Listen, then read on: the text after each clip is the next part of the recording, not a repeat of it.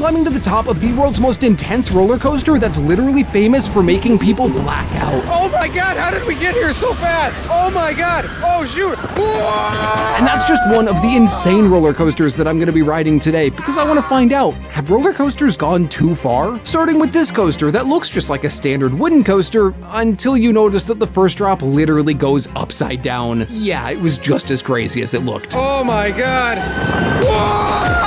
From there we flew into back-to-back hills that ripped me out of my seat. Whoa! Flipped through a floaty half roll and slammed into some weird hills. Ow, that kind of hurts. Out of nowhere, we blasted through a weird turn that violently threw me around, and then another roll which whipped us into more wonky twists, even more crazy hills, and finally we slammed into the brakes. Oh my god. As someone with a crippling fear of left-hand turns, this was probably my favorite coaster of all time. By the way, throughout the video, I'm going to be ranking every single ride by intensity, so at the end we can find out what the most intense coaster is, and Twisted Timbers is easily A tier. Somehow there's going to be even more intense coasters in this video, including what is apparently the most intense roller coaster ever built, which literally had to be rebuilt because it kept knocking people out. But of course, not every coaster can be that intense, which is why the next coaster is Apple Zapple. Oh god. This is the park's Wild Mouse, which is one of the world's most popular types of coasters. It's also my least favorite model of coaster. But not just that, it's also filled with left turns, which I am deathly afraid of. Thankfully, it starts by turning right into the lift. Then, after a painful turn, we plummeted down a fun drop and rose up into the famous Wild Mouse turns, which started with a super painful right turn, and then it happened. A left-hand turn. No! There were so many of them too. Oh, the humanity! These turns stank and hurt. Ah! But finally the pain ended as we took a weird curved drop. Oh no! Oh, what are we doing now? Oh god! Ah! Thankfully this turn didn't hurt that bad, but the next ones did. No, not again! Ah! Ow! Yeah, that sucked, and it wasn't even that intense. C tier. From there, I walked over to a coaster that I was expecting to somehow be even worse, Grizzly. So I rode this coaster 5 years ago, and it was the worst roller coaster I had ever ridden. I had never ridden a coaster that was more boring, more painful, more rough than the Grizzly. So to say I am not excited walking into this thing would be a complete and total understatement. I have been dreading riding this specific ride since I decided that I was coming to this park. It starts with a super smooth and fun drop that kind of threw me out of my seat before rising up into a turn which was shockingly rough. Thankfully, the pain ended as we dropped into a hill that shocked me out of my seat, followed by another one that came out of nowhere in a tunnel. Whoa! Oh my god! Before I could even process what just happened, we twisted around and dove into back-to-back hills, which were pretty fun. But then it got bad as we flew into a brutal turn that slammed me into the side of the train while shaking like a goddamn earthquake, and somehow it got even worse as we dropped into some brutally rough hills. That was fun. I don't know what happened to it. It used to suck, and now that's really good. It was also surprisingly intense. B tier. Next, it was time to ride the other wooden coaster in the park, Racer 75. As you can probably guess, this is a racing coaster.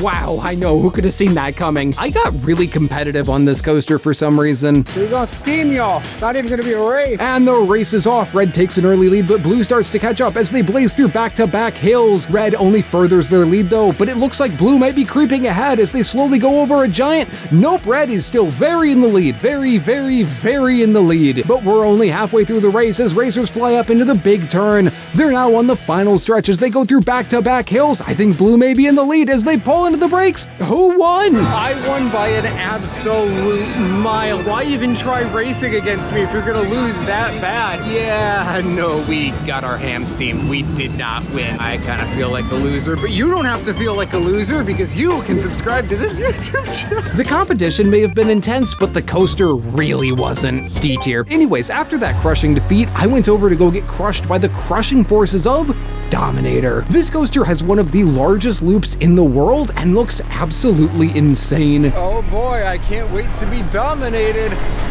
It starts with a huge drop into that massive loop, which held us upside down forever before diving into a wild turn. We rose up into a less wild turn, letting us catch our breath for a second. Then we dropped into a crazy cobra roll, throwing me one way before whipping me back the other as we dropped into a turn that twisted into some brakes. Up to this point, the ride has been brutal, but from here it really starts to chill out as we dropped into some interlocking corkscrews that look super cool, but were kinda boring on ride. Finally, we twisted through some slow meandering turns and hit the brakes. Despite the ending, that was still a crazy intense ride. A tier easy.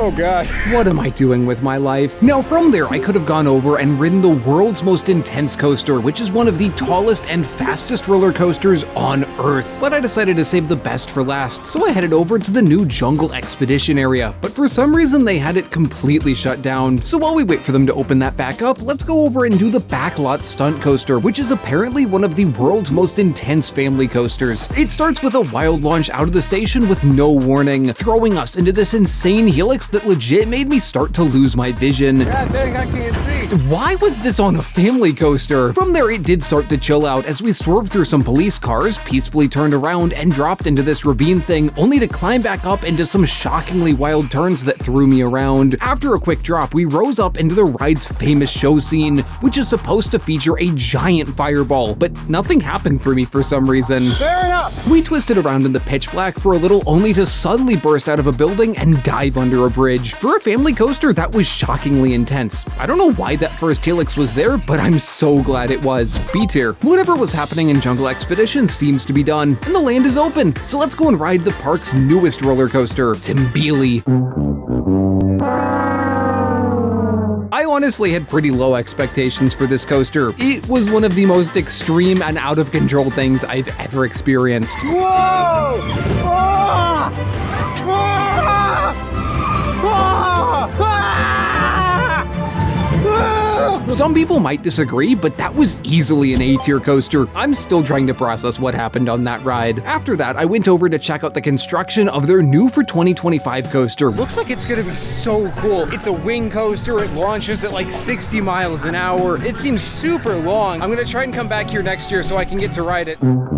Anyways, let's go and ride Reptilian, which is one of the most unique roller coasters on the planet. This coaster doesn't use track. It floats around in these big trough things like a water slide that decided to become a roller coaster. I've never seen anything like it. The ride starts with a drop into a giant helix where we were swinging super far out to the side, building up a ton of speed. I thought the rest of the coaster was gonna be awesome until we slammed into the brakes. Oh lord! Completely stopping the train and killing all momentum the ride had. Why did we stop? After we finally dropped off the brakes, we started to pick up speed again with back-to-back turns. We went faster and faster, swinging higher and higher until we violently swung into a giant helix that was shockingly forceful. We finally regained all the speed we lost as we flew into a second helix just as intense, and then we violently slammed into the brakes. Oh my gosh, I have a headache. You know, I really don't know what to think about that coaster. Like, it's super unique, it's super fun, it's super weird, it's super wacky, but at the same time, it absolutely rattled me to my core. I don't know what the heck was going on with that thing. It just kind of violently shook the whole ride. It was crazy. This somehow was rougher than Grizzly,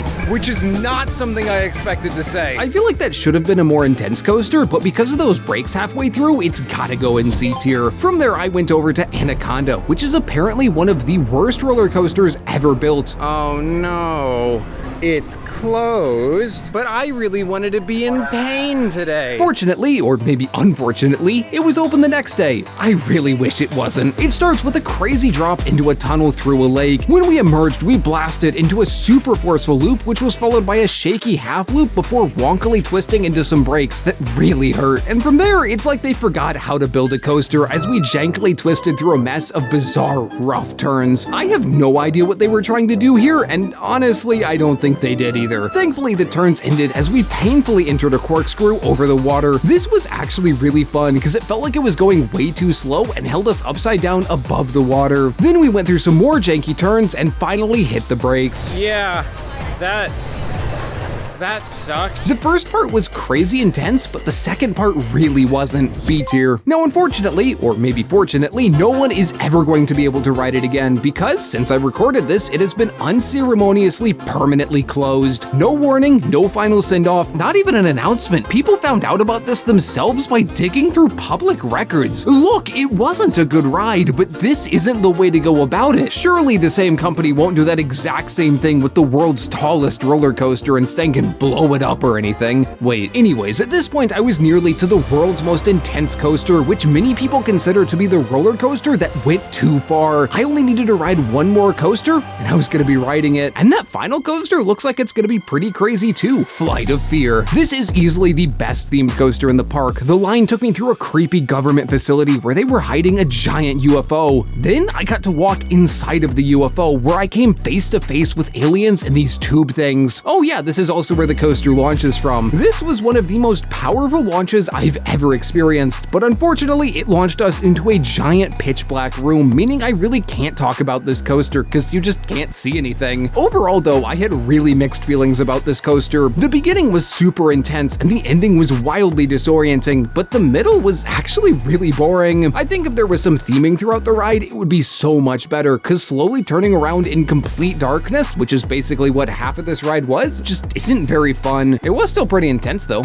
B tier. By the way, in my next video, I'm gonna be riding this exact same coaster, but outside, so you can actually see what's happening. It's a wild coaster at probably the worst theme park I have ever been to, so subscribe if you wanna see that, because it was an experience. But now, it was finally time to take on the world's most intense roller coaster, Intimidator 305, or Project 305? Oh wait, no, it's named Pantherian now, and not to be confused with Pantheon, which is another giant roller coaster that is literally less than an hour away from this coaster. Anyways, this is one of the world's tallest coasters, it's one of the world's fastest coasters, and it's known around the world as the most intense roller coaster ever made. It's been known to make people black out, it's been known to make people pass out. It is the most intense roller coaster of all time. At least that's what people say. I've been talking about it for way too long.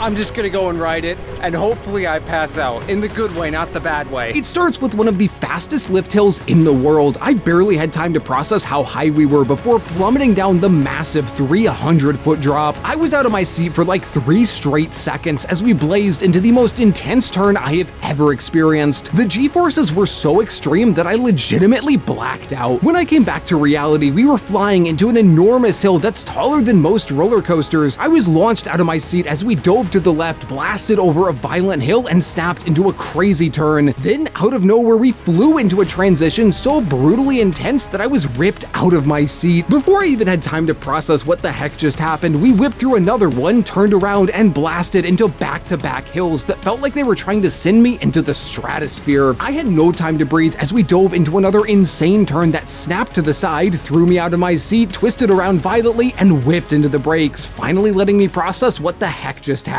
Yeah, that's the most insane coaster I've ever ridden. But do I think it went too far? Was it too intense? Nope. That was the best coaster I've ever ridden. I've probably ridden that thing 20 times now, and I was there for like a day and a half. It is genuinely perfect. Sorry for the bad audio quality. I'm literally recording this at 3 a.m. during a tornado.